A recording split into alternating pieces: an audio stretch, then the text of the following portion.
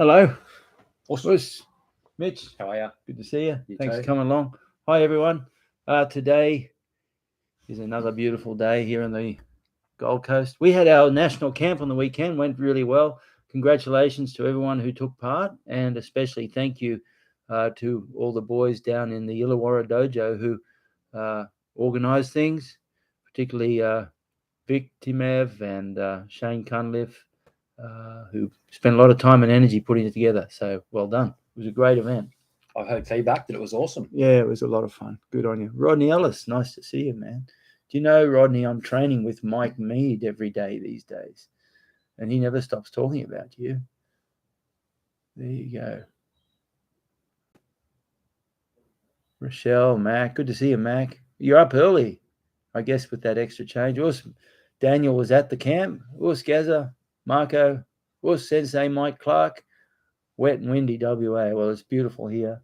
Hate to rub it in. A bit overcast, but anyway, what a place to live. Beautiful one day, perfect the next. Yeah, that's what they say. I'll do that, Rod. Yep, indeed. He talks about you. Oh, it's Vicky. Nice to see you. Just training with Vicky at the 12:30 class this morning, today. There you go. Yeah, Vicky's a warrior.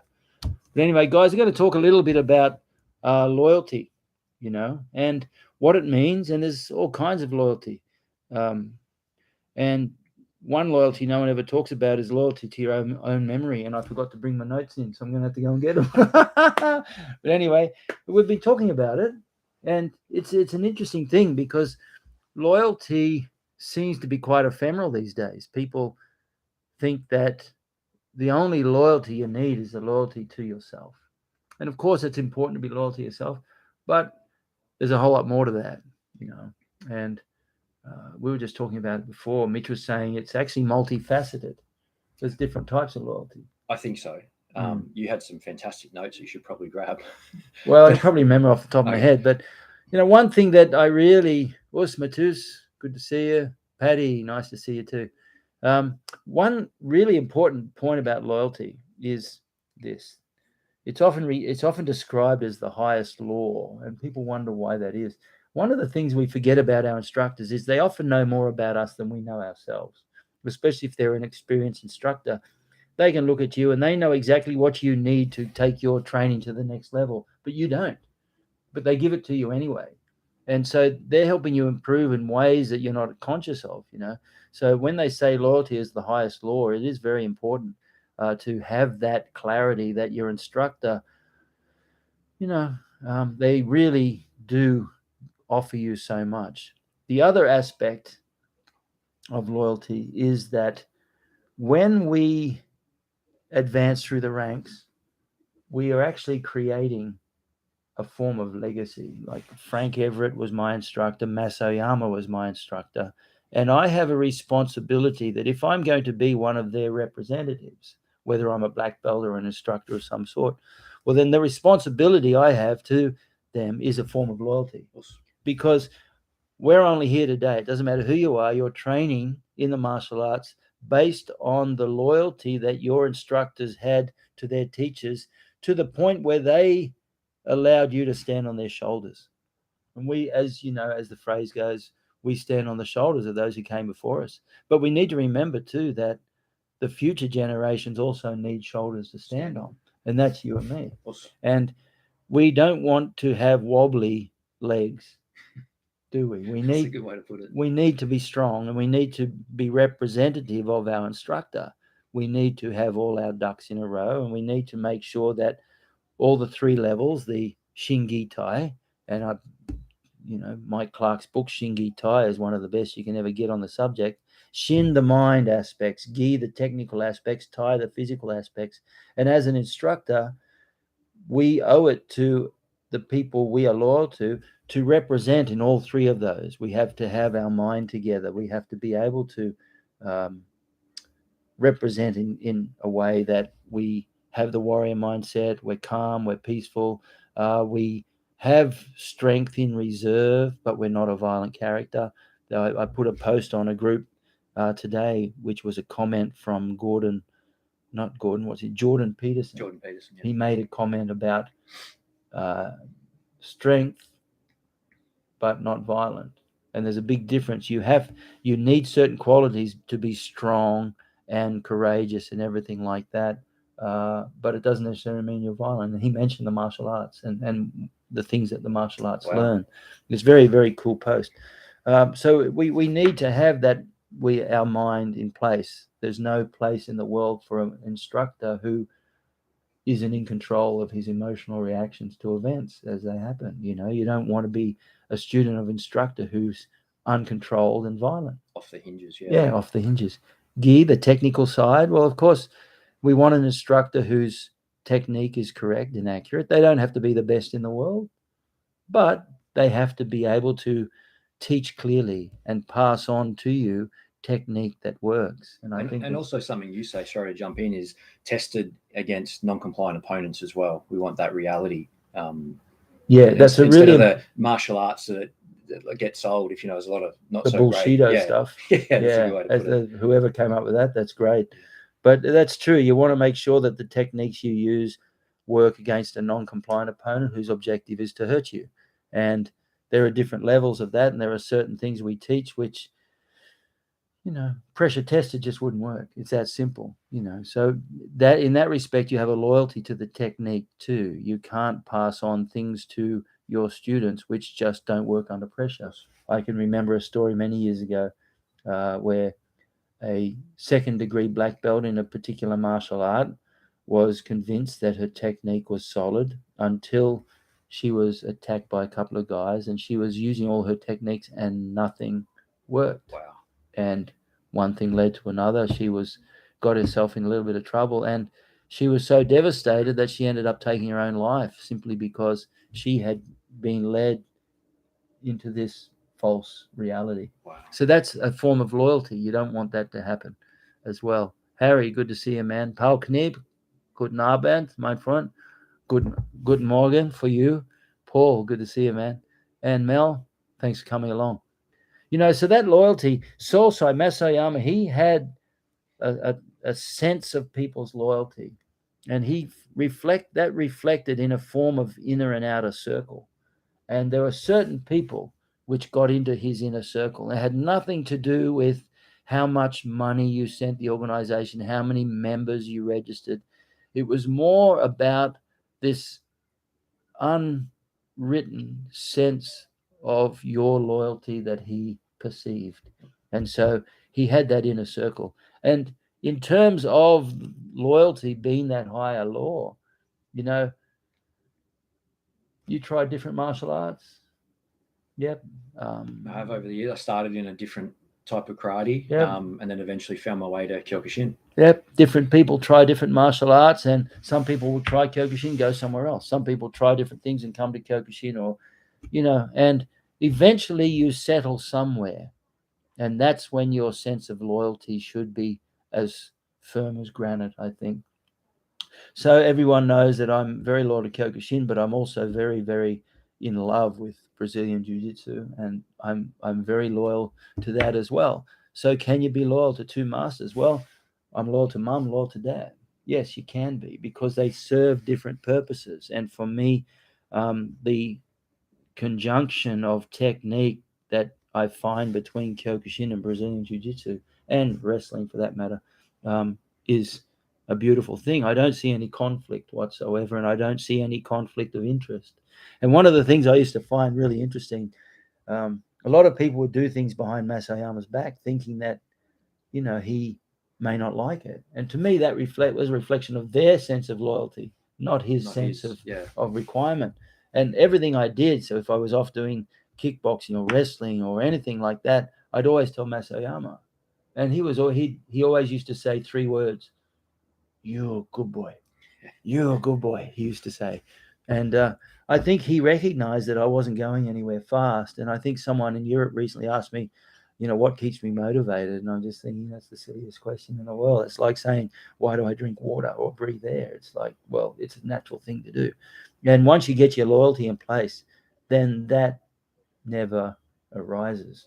And I've been sitting there interpreting for people who are talking to Masoyama, and they're just swearing loyalty to him, and they're promising him to his face they'll be loyal for the rest of their life.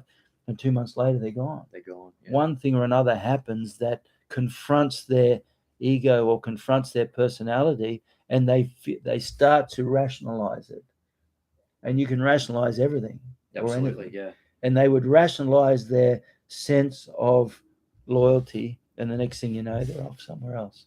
So I think in that respect too, it's really important that people recognize what loyalty really is. When it is said, it's often said that loyalty is the highest law. What that means is when you finally settle on your path, when you finally settle down to a path that you can see gives you the answers that you're seeking, well, then that's where your loyalty should cut in. I think one of the first ways to determine that, of course, is you look at the person whose path you're choosing to follow. And, is that person fair income? Yeah. Are they valuable to follow? Yes. Yeah. Do the teachings that they offer you make you a better person? Or is it just a superficial thing that on reflection a few years later you think, dang, that wasn't the best thing I ever did? And I'm sorry to say, quite often, loyalties of friendship. My dad used to say, if you hang around with 9 losers, guess who the 10th one's going to be? And often we feel a sense of loyalty to people, but in actual fact, these friends end up being the worst thing that could ever happen to us. So loyalty is predetermined on a sense of discrimination. And what do I mean by that? You have to be able to discriminate between what is good, what is bad, what is right, what is wrong, what's going to make you happy, is it going to make you sad, is it going to make you glad, is it going to make you mad? Yeah. Benny the Jet says happy, glad, happy, sad, glad, mad. Good, I like bad. that. Yeah, good, bad. So your sense of discrimination is really vital. And it's really important that you use that with clarity. What are the things that deep down in your life you really seek? Ultimately, we all seek the same thing. But we need someone who can guide us on that path. And when we choose the martial arts, you have to choose a teacher who isn't just going to teach you really good techniques so that you can win a world title, because what happens next? Yeah. The world title aspect of your life is so short compared to the rest of your life. You look at your tournament career. I mean, I retired in 87. So I started in 71, retired in 87. What's that? 16 years. 87, 97, 07, 17. It's 35 years since I retired. So clearly what comes after your tournament victories or losses, and what comes after that, the techniques that you learn to win a particular event are far more important for longevity in your life. What do you reckon? I couldn't agree more. And you hear about it all the time. To use that, even retired martial arts, combat athletes who retire, you hear about it, and I hear about it in other sports as well. Once an athlete retires or a martial artist retires from competition, there's often a big void emotionally and physically and so on, and they don't know what to do next. But I think something like martial arts, especially like Kyokushin, and being connected to a great instructor that's walked the path before, it can offer so much, because martial arts are so much more than just competing. Yeah, that's true. And Harry brings up a good point there. How are you, Harry? What do you think about loyalty towards your students? Isn't that interesting? When I was in Europe recently, I reached out to an instructor named Prit Mikkelsen. This Prit is a BJJ instructor whose innovative technique I've been working on for the last 6 months or so. And I sent him an email and I said, I'm in Europe, can I come and train? He said, yeah, sure. So I turned up one day and I trained with him at his school for a few days. Then he's going to Germany. This is in Estonia. He's off to Germany for the weekend.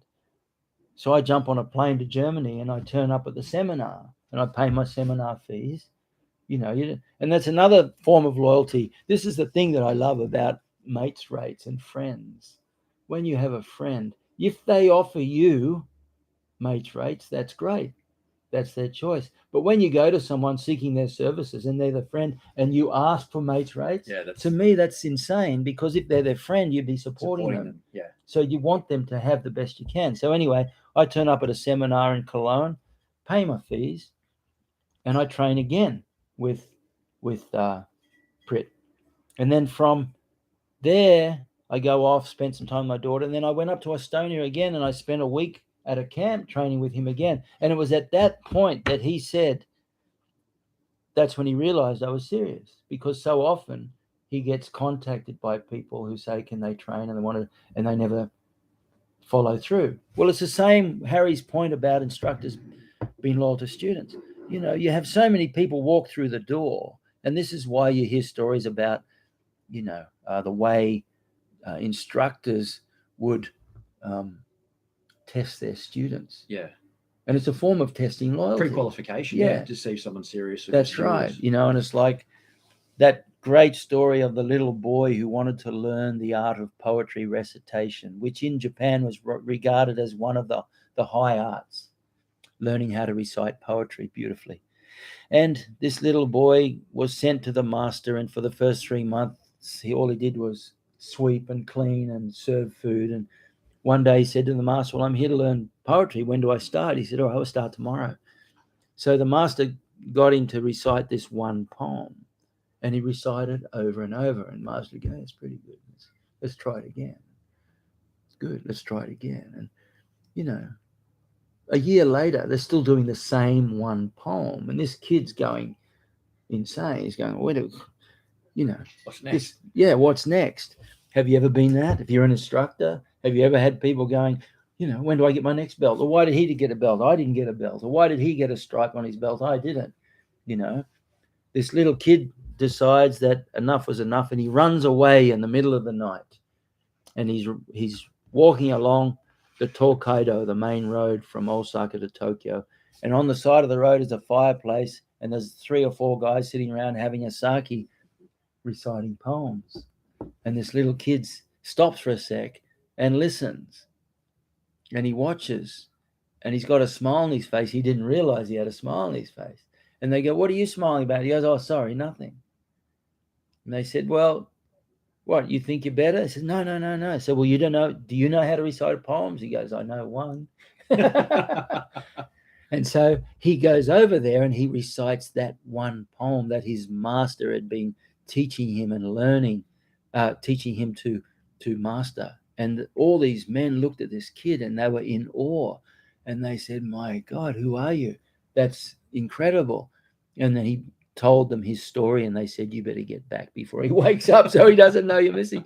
But anyway, the instructor often knows better, but the instructor is loyal to you too. As long as you fulfill, some instructors take it overboard. Their form of loyalty to you is light my cigarette, fold my gi, that sort of things completely. Masayama was nothing like that. It's when the student offers to serve the master with that sense of loyalty, that's a different thing. But the student needs to learn to earn the respect of the instructor, and the instructor sooner or later will offer that two-way street loyalty. I think it's very, very, that's a good point, Harry. Instructors always have a sense of loyalty to the loyal student, but often when an instructor feels betrayed by a student, the number of times students leave, well, the reality is it may well have been that no sense of loyalty was ever strongly bonded, or the instructor sometimes did something to break that bond of trust as well, which we know that happens as well. Absolutely. Yeah. We're all human beings. And expanding on that point, these days, there's so much commercial incentive to be an expert in things that it's no surprise with technology and the internet, people will exaggerate some things or will rationalize some things into existence so that they can be the expert and create their own loyalty towards themselves. So that's something to be mindful of as well. At least I've seen that from my experiences. That's a good point. People rationalize their actions to make it sound like it was noble. I think that's the word you used before, right? When we were discussing it. People will do something which on the surface is clearly not very noble, but they will rationalize it and swing it around. I've even seen people who have sworn to Solsai they would never leave Kyokushin, and then in the next breath they've left Kyokushin. But they rationalize it in one way or another. And in fact, sometimes they'll just plain lie about it as well. And people will do what they do, like leaving, coming, going. But the reality is, just be honest about it. Be honest about it. It's like being honest with these T-shirts. Yeah. Oh, these are the coolest T-shirts you've ever seen. These are our T-shirts. They're available on the website, by the way. budokarate.com. They are. They're awesome. Shameless plug. But listen, and whilst I'm thinking of, if you're not a subscriber, please hit subscribe, hit the thumbs up, hit the little notification button. I haven't checked this week, but I'm getting close to 2,000 subscribers, so that's good. Once I get to 2,000, the next step is 1 billion, and then we can really start to. I think that's rational, going from 2,000 to 1 billion. Yeah, I think that's part of normal goal setting. Fake it till you make it. Is that how it goes? Good. If you've got any questions, please feel free to put them there. That's a good comment. Yes, loyalty is always earned on both sides, but you got to be careful with that too, Harry. I think sometimes a student sitting on the fence will rationalize their behavior by saying loyalty is two ways and I need the instructor to prove his loyalty to me. Now, it doesn't work like that. Instructor's role is there and you are already standing on their shoulders by walking into their school. I have reached 2,000. Woo! I didn't even look. Thanks, Frederick, for letting me know. Yeehaw. So thank you to everybody. And also, if you're part of Patreon, fantastic. Thank you. That helps me a lot too. I'm about to send out some really gnarly stuff for the Patreon crowd as well.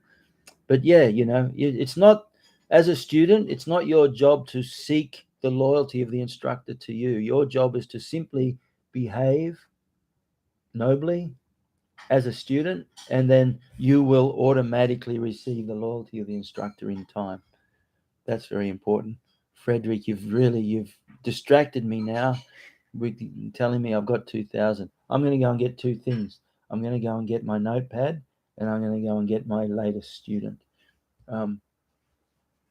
Please, sounds good. Give me some thoughts about your experience, because I know that Mitch is in Kyokushin, but he's also in the strength and conditioning and athletic development world, and he's been very loyal to his teacher, Ian King, for a long, long time. Yeah, probably 20 years. Yeah. Why is it that you think Ian King has deserved that loyalty? I'm going to let Mitch talk about that, and I'm going to go and get a couple of things. A number of reasons, probably the main one being his competence, his level of competence and experience. I think that's first and foremost, that you want to learn from someone who, as Xian said earlier, is competent in what they do. They're teaching you things of value that, stress tested against a non-compliant opponent. Well, for me, in my coaching, it's got to work again. It's got to work for someone that's sitting next to you, and that someone can come in with completely different needs to the person before, if that makes sense. Completely different goals, values, experiences, and you've got to be able to sift and sort through that to provide something to the client or the athlete that's going to serve them in their highest and best good. And the second reason is that there's a lot of, I sort of mentioned it earlier, there's a lot of fake it till you make it in the training world. And I like to be in the minority of people who do things well rather than the majority who pretend that they do. That's the reality. Hello. This is got his little Kyokushin bib on. This is little Cameron Jr. He's going to be doing a whole session on basics next week. I think, look at that. Say, hey, buddy. Say, us.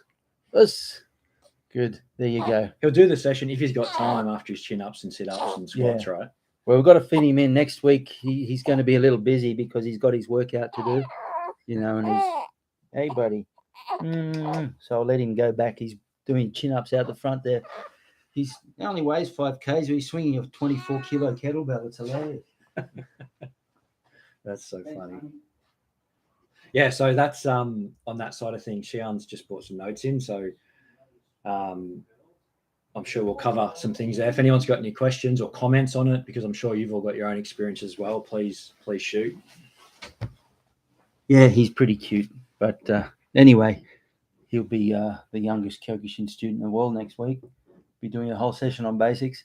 But anyway, look, I think it's really important that we recognize that it's not unusual to try different martial arts. If you become interested in the martial arts, particularly these days where the marketing and competitive nature of the martial arts world as a business. It's very real, and it's almost like people would say to me, I want to try martial art. What should I do? I say, try half a dozen different ones, because you may find the one that suits you most, and sometimes it's, it's quite obscure, the path that you end up being loyal to. I have a good friend who ended up going off to Japan and becoming very loyal to an extremely obscure, very old traditional sword form. That was his thing. He wasn't interested in modern day martial arts and practical things. He wanted a spiritual path, and he found it in that 600-year-old sword system. Wow. Yeah, so it's quite interesting. And so it's it's I was just reading Mac's comment. Many students don't start training with any idea of loyalty. Of course they don't. That's true, And like I said, you'll experiment with different things, and eventually, you will find that the dojo that you choose to stick with offers you the intangible things that you really deeply seek. Yeah. And we could get really spiritual about this. The fact of the matter is that all of us are seeking the same thing. We just dress it up in different ways. Oh, it's Ross Cameron. Hey, Ross. Thanks. Yeah, that's my little CJ. Good to see you. What's Tommy? Thanks for coming along. Marco, it's great to hearing your insight. Yeah, Mitch has got some great insights, and I'm very, very, um, very excited when Mitch joins me, because, and one of the things I have to say, in Europe, there's so many of the comments that I got were that people really enjoy your input with the weekly things too. That's really kind. I appreciate it. Obviously, all the money I'm sending them to let me keep coming back is working. Yes. So anyway, that's enough of that. Not that I'm craving celebrity, but there you go, Mike. I think the craving of celebrity these days has gone a long way to dissolving things like loyalty. Yes, and I think too, money in sports is a challenge to loyalty. Traditionally, there's always been this conflict between the nobility of pursuing an amateur path Yeah. versus fighting for $100 million. Yeah. And I can see both. I think, if you can get $1 million for your skills, then why not? But there's no reason why that can't coexist with a solid sense of loyalty. I think so, and I've got two thoughts on it. Firstly, with the money side of it, just my view. I think money just makes you more of who you already are. So if you're a great person, it can make you great. If you're not, it's reflected that way as well. But secondly, is in sport, a lot of people talk about professional athletes, and like Ian sort of mentioned this before, and I've seen it over the years. A lot of the times, just because someone's getting paid to do what they do doesn't mean they know what they're doing. There's an abundance of people and a lot of martial artists who don't get paid at all or get paid very little, who are extremely competent. And there's a lot of people who, get paid a lot and have no idea what they're doing. So it's I think the money side of it can blur people. Just because there's money involved doesn't mean there's any degree of competence. I 100% concur that it's almost like a bell curve, and it's always been a thing that I'm aware of in the martial arts. Is quite often the schools with the most students aren't necessarily a reflection of the quality of the instructor. They're a reflection of the quality of the marketing. Yeah, 100%. And there are certain styles of karate which blow our style out of the water in terms of that, but the quality of the students doesn't reflect Doesn't that. compare. Yeah. So you got to keep that in mind too. You have to. That's why I say your loyalty deserves a strong sense of discrimination. You have to be able to discriminate between what is real and what is not, what is good and what is bad. And that sense of discrimination doesn't mean that you're being negative towards one thing or another. It's a form of loyalty to yourself. So when you talk about loyalty to yourself, that's best reflected through your sense of discrimination and through the decisions you make. Mitch often mentions the concept of compound interest and how decisions that you've made when you're young compound over decades. I've known Mitch for 30, Probably, yeah. at least Like, 30 years. Yeah, early 90s, whatever that is. Yeah. So at least 30 years. And then Mitch has had an opportunity over those years to see a number of us and a number of people, not just us, but it's when you've known someone for 30, 40, 50 years that you can see the benefit of their discrimination when they're young. They discriminated between what was beneficial to them and what was not, and they made decisions early on. I always laugh about how uh, you go to your 5-year high school reunion, and everyone's happy. You go to the 45th high school reunion, and a lot of those people aren't there anymore. And of the 50 kids from the 5-year reunion, there's only a handful. And almost invariably, they're the ones who made intelligent decisions when they were young, and they've lived by that. And 45 years later, they are a reflection of that compounding interest. Yeah. That's a really good point. Alec, I guess you said, that there's one martial art as there's one human body. Which aspect of it you pursue is another aspect of sport versus art. That's right. So deep down, all martial arts originate in the same place. We have one human body, and then we find through the importance of survival that we develop survival skills. And then over time, as that survival skill became a form of self-development and sporting recreation, then we divide them. Someone says, well, I love the punching aspect. Someone else says, well, I love the punch kick. Someone else says, well, I like the wrestle. I like, and that's when all the different martial arts start. But ultimately, they all start in the same place. Okay? And then what happens is, even within that system, you have the martial art, the self-development aspect versus the sporting aspect. And Kyokushin is renowned for its tournament fighting, but it's just the tip of the iceberg.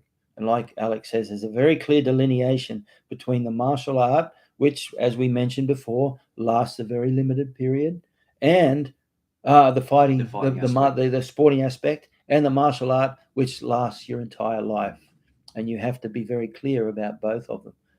I think we give a good sense of loyalty straight up by consistently opening the dojo doors for everyone automatically and without thought. We put out others first. The deeper loyalties follow later. Yeah, well, that's a good reflection of the instructor's loyalty. And well said, Gaz, because the instructor takes upon himself, as a part of his legacy, he takes that responsibility of offering his shoulders for future generations to stand on. And also, I think it's an incredibly giving, humble thing that the instructor, like you said, Gary, creates a safe space, creates a space for people to practice that, to be exposed, to confront their demons, to get better, to improve, to test, to create all those kinds of things. It's a really incredible thing when you think about it. You just turn what mostly starts as just a random hall, for example, or even a spot in the park, in some cases, into a community that is like a personal development, physical development community, if that makes sense. 100%. So important.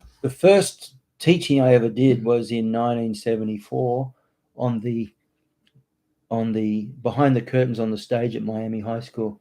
Well, Wednesday afternoon curricular activity, I used to run a karate class. Wow. Yeah, amazing, isn't it? And then from there, it was like train with a few friends here and there, and then up at Thursday Island in a little hall up there. So you're right, humble beginnings, provided you stay loyal to your sense of loyalty. You stay loyal to the sense that you have a responsibility. Part of your black belt legacy is the responsibility you feel to pass on to the next generation. And then that's what expands from that. Okay, so there you have it. I think that's really interesting. I think we pretty well covered everything. I went and grabbed my notes, but I didn't need them because I remembered everything. Awesome. That's that great compounding interest. That's right. From you, from years of healthy living and good training. Yeah, that's loyalty to my own memory. Yeah. But anyway, guys, look, we really appreciate it. Some great points you brought up there, and if you come and watch this later on, please read through the notes, because there's some good points. And I hope you got giving back is an important part of your loyalty to karate. Hachigo issue, as they say in Uchi Naguchi. Yeah, Uchi Naguchi is Okinawa language. Hachigo issue. Issue. Is that Isho or Isho? Lifetime. So I have to say I'm not 100% conscious of what that means. Mike, Hachigo. Is that Hashigo issue? Going around the pole, perhaps? I'm not too sure. You have to explain that one to me, Mike. Sorry. Okay, can we use a metronome for repeat katas? 100%. You can slow that metronome down. Yes, spelt right. Okay, I'll have a good look at that, and I'll look it up, make sure I get it right. Delta, noof. Yes, you can use a metronome. Slow the rhythm right down to any rhythm you want, and then just do the repeat kata.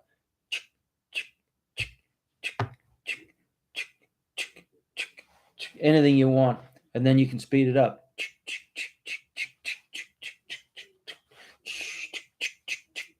Another good thing that we learned off Dave Pickle taught us in '88 was the sunshin.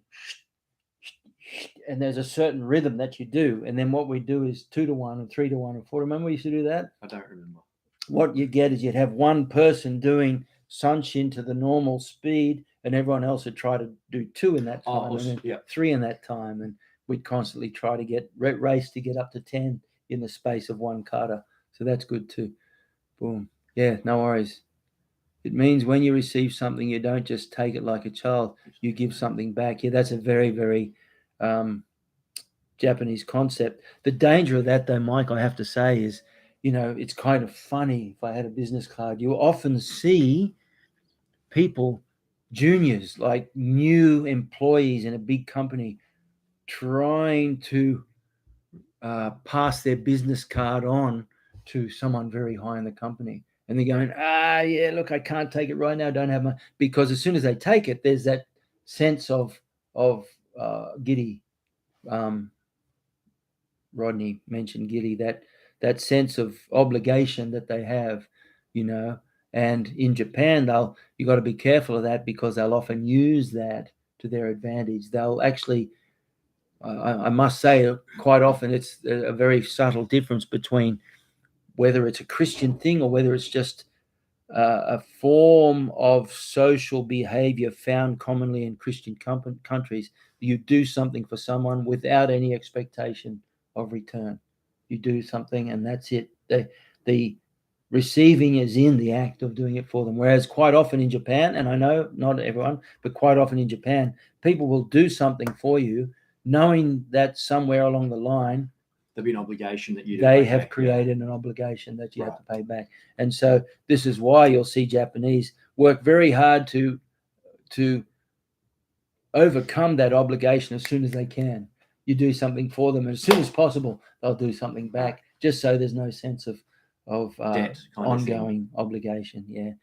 It's a two-way street, but I think it's a very beautiful concept, that idea, because when you receive something, you don't just take it without and just, oh, thanks.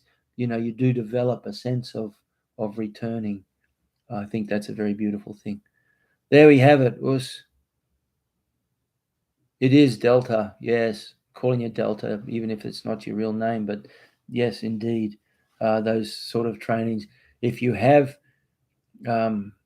if you can set up a metronome so that it paces at sunshin at the standard rate, and then you double that so that you're doing a double and then triple and then quadruple. That'd be very, very interesting. I've never done it, though, I must admit.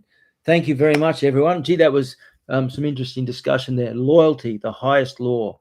And it's very important that you understand why it's important to be loyal to your instructor, knowing that your instructor is loyal to you in many, many ways that you're not even aware of.